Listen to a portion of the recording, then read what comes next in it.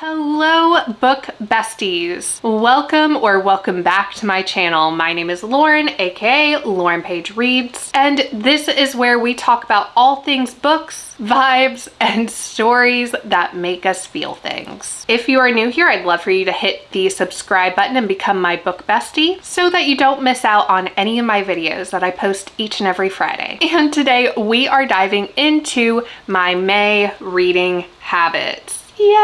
I didn't see coming and it made me physically ill. A thriller book made me ill. I do have some house cleaning that I want to take care of first and foremost before we get into the video, where you might have noticed that I posted a video yesterday and you're going, but girl, you usually post your monthly wrap-ups as this or that, and I'm trying out a new format. So now my monthly wrap-ups will be bonuses for you guys just to enjoy on the first Saturday of each month. Now let's get into it. In May, I feel like I need a little bit of a womp womp noise because I only read 9 books. My goal for each month in 2025 is 10 books so I can hit 120 so that my book blanket can be just right. And I did not hit 9 books. So that means in June or July, I need to read 11 books to make up for this one, but I don't want to pressure myself too terribly much. I know I'll make it up. It's fine. It's whatever. I read a total of 2,700 pages, which means that I read 500 less pages than I read in April. Womp womp. I don't know what happened, guys. I don't know. It was just taking me a longer amount of time to finish the books. As for the format of the books, I read 3 on my Kindle, 5 paperbacks, 5 physical books, and 1 single audiobook. Yeah.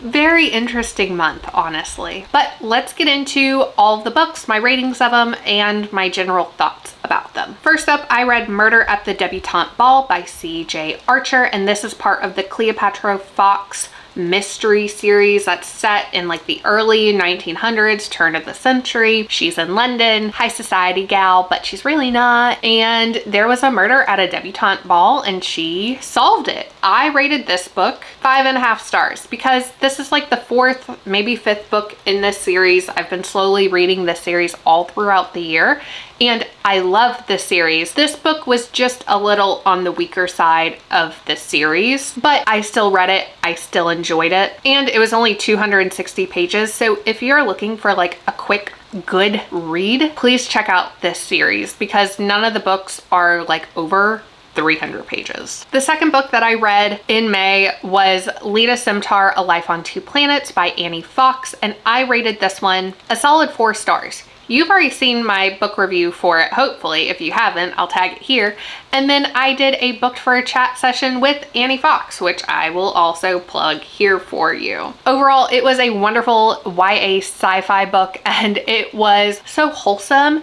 And you can tell that Annie Fox took a lot of care. So Leda Simtar, she is a human hybrid that is raised on the planet Pure, and she turns 18, graduates from the academy situation, and she is sent on a special mission to be a botanist or something like that. I don't know. But she learned some stuff and then she takes an escape pod to Earth to find out about her humanness, because she was told that she was a hybrid from another planet, and then on this trip she finds out she is a human hybrid and she wants to go learn more about her earthness, her humanness side. What a wonderful book. Also, the audiobook is really good as well. I've been listening to that and doing like a reread that I'm not going to count towards anything, but just listening to, honestly, the voice acting that is in that audiobook is fantastic. If you have not read that book yet, you need to. The third book of May is The Missing Half by Ashley Flowers, and I was gifted this arc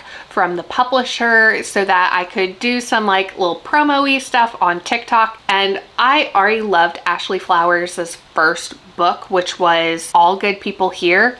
I ate that up. This one I also ate up in about 24 to 36 hours. So this was a great book. This is about 2 sets of sisters where one of the sisters has been missing for like, I think a decade or maybe 15 years. And one of the sisters is really desperate to find out what happened to her sister, and the other one is just trying to survive. Like, honestly, they decide to team up and solve their sister's mystery, and you really feel like you are following along in the case file. And every time you think you've solved it, that you think you know what has happened, you're like, great, great, great. And then Miss Flowers throws a wrench into it and you're like, oh my gosh, I cannot put this book down. I could not put the book down. Yeah, so I finished it. I also have like a mini reading vlog of my reactions with no spoilers up on my TikTok page. That was so fun. It was such a good book, and like honestly, dream come true, because I listened to Ashley Flowers' podcast, Crime Junkie, and then I listened to a lot of her podcast in the Audio Chuck world, whatever you want to call that. And I love them. And so I can tell she took a lot of care and research and thought and put it into this book. And all I have to say about it is I hope Ashley writes another thriller book, because I saw that, like, that ending I didn't see coming, and it made me physically ill. A thriller book made me ill. Do you know how hard that is? Like, as somebody who loves to consume true crime podcasts and read thriller books, do you know how hard that is for me? Go read that book. I rated it 4.5 stars, if I didn't say so already. The fourth book that I read in May was thanks to a lovely recommendation from Rebecca, who is subscribed to my channel. So thank you, Rebecca. It is The Body in the Bookstore by Ellie Alexander. And Rebecca, girl, I love this series. It is available on Kindle Unlimited. It is a cozy mystery series, and it was so good. I loved like just the vibe, and that she has the past training of being a criminal investigator, and she teams up with her old teacher, professor, mentor to solve this, and how it might connect to her friend's murder from college. Lovely book. I rated it 4 stars. So Rebecca, thank you so much for recommending this book to me. Like, honestly, I would not have found this series otherwise. But essentially it follows our FMC, and she lives in this small town, I believe in California, I think. And she is a manager or social media manager, I don't know. She works at a bookstore, and to kind of save the bookstore and save the town, she plans out this whole like murder mystery weekend for people to buy tickets to and come support local businesses in the small town. And on the first day, they find a body in the bookstore where she works, and she feels this need to solve it. And along the way, there's this like pub owner who is flirting but not flirting with her, so there's like a little bit of romance that I cannot wait to watch bloom. It's one of my favorite things in these books. Unexpected twists and turns, and wow, great book. So if you like cozy mysteries and you don't mind the murder aspect of them, go read that one. Because honestly, one of my friends, y'all tell me if this is like chill or not. One of my friends, she was like, Lauren, do you have any cozy mystery recommendations? And I was like, I got a list. They all have murder or the word body in the title. And she was like, do you have any cozy mystery recommendations that don't involve murder? Murder is not wholesome. And I was like, I don't think I do. So if you guys have like cozy mystery recommendations that do not have the word murder in the title or have murder in them, and you think I might like them, can you like put those in the comments? Because I guess my friends don't really want to read about murder. Even if it's cozy. I sound crazy. What is this? Book number 5? Book number 5 of May was The Stand-In by Lily Chu. My earring got tangled on my hair. I rated this one 4.25 stars. I ate it up. One of my friends over on TikTok sent this to me from book fairing from my Amazon wish list for my birthday, and I finally got around to reading it. She was a chunky book. She was chunky, and I loved it. There was some spice, but then it like faded to black, so you don't have to worry about that. But our girl, she's getting sexually harassed by her boss at work. She decides to meet with a lawyer about it. On her way home from that meeting from her lawyer, she stops and gets a muffin from her favorite coffee shop, and the paparazzi is there. And you're like, this girl just works in marketing for whatever. Why is the paparazzi there? Oh, they think that she is actually the famous Chinese actress that's also staying in the city, I think Toronto. So they take pictures of her. So then her boss finds out, fires her, and she's like, how am I gonna pay for life? And like, my mom is in this Alzheimer's care unit. How am I gonna pay for this? Because girl's got no job. And then the famous Chinese actress reaches out to her and she's like, hey, I'm getting burnt out. Can you be my body double so I can focus on my work and you go to social engagements? But this famous Chinese actress, her bestie is this hot actor. The hot actor and our main girly, Grace. Oh, there. Woohoo. It is a romance, it's contemporary romance, but it also deals with like really heavy topics like identity, mental health, anxiety, depression, what that really looks like, and so much stuff. So guys, go read this book. Go read it. Okay, that was 5 and this one is 6.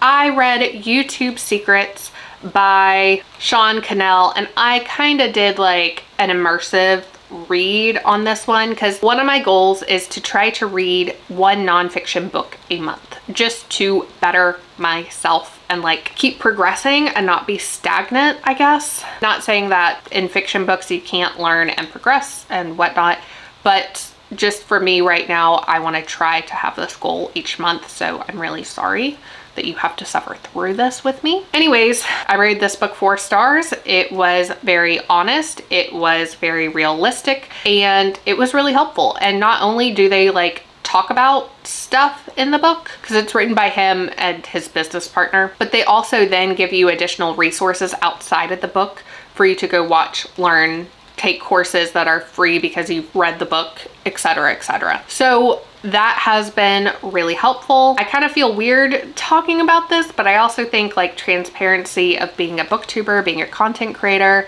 And then I also bought some other books that they mentioned in that one. Overall, if you do have a YouTube channel, I think that you should read this book. I got this book recommended to me from one of my friends, and he wants to start a YouTube channel, and he's like, yeah, I've been doing all this research, and essentially he like doesn't want to launch his channel yet. You know who you are, just go ahead. But he recommended this book to me as part of his research that he's been doing for his own channel before he launches.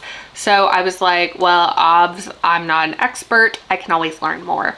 And it was a really beneficial book. So that's my 2 cents for a nonfiction book. That was 6. This one is 7. Yes.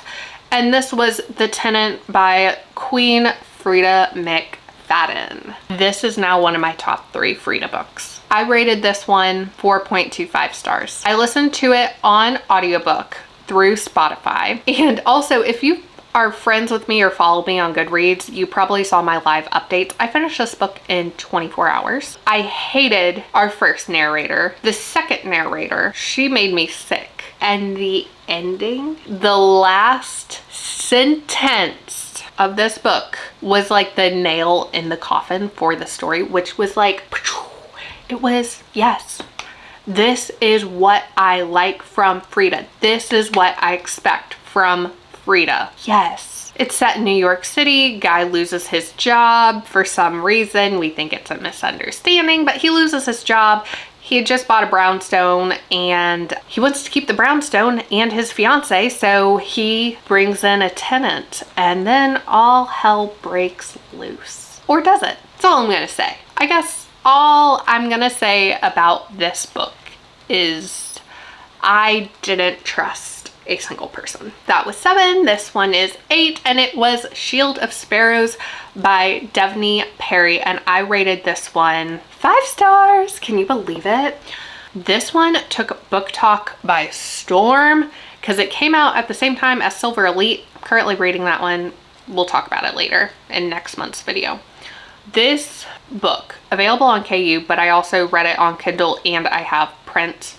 You can see her right here. Right there.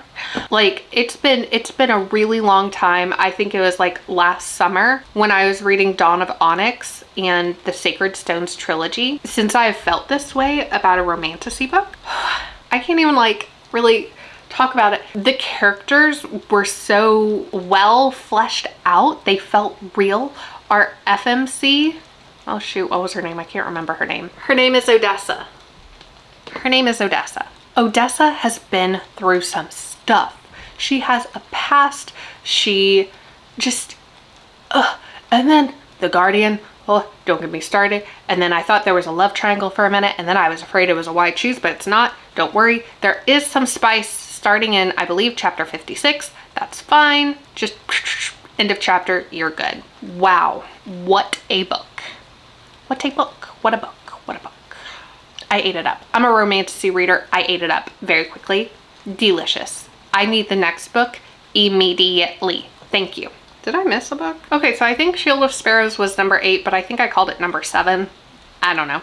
The 9th and final book that I read in the month of May was Murder in the Family by Kara Hunter. And I rated this one 3.5 stars. It was my lowest rated book for May. May was a really high rating reading month for me. This one had been on my shelf for like a year and a half. My stepbrother had gifted it to me. There is a reading vlog of where I'm reading it. And it's in a really interesting format. You are essentially watching a docu-series where investigators try to solve this cold case, 20-year cold case. The premises was interesting. Can you solve this before the 6 investigators can? I could not, but I also don't think we had all the information. I'm kind of curious to go do a reread now that I have the answers. The ending was extremely unsatisfying, but it really mirrors what happens in real life. So I think that is part of the unsatisfaction, where I wanted justice to be served. There were lots of twists and turns, lots and lots and lots. So if you want to try an interestingly formatted thriller, if you like trying to solve thrillers on your own, if that is something that really interests you in thrillers and you like being like, I knew it, try this book, because I thought I was so spot on, but through the different storytelling method, I was not, which made me really interested. So that's that book. Also, thank you to my stepbrother for gifting me that book a year and a half ago. It definitely was a weekend read, a long weekend read, so you can get fully immersed in it. I also recommend getting this one in print. I have it in print and it was easy to flip back and forth and refer to different things throughout it. It'd be a really interesting one to also annotate. So I might do a second reread of that one next year and annotate it as I go.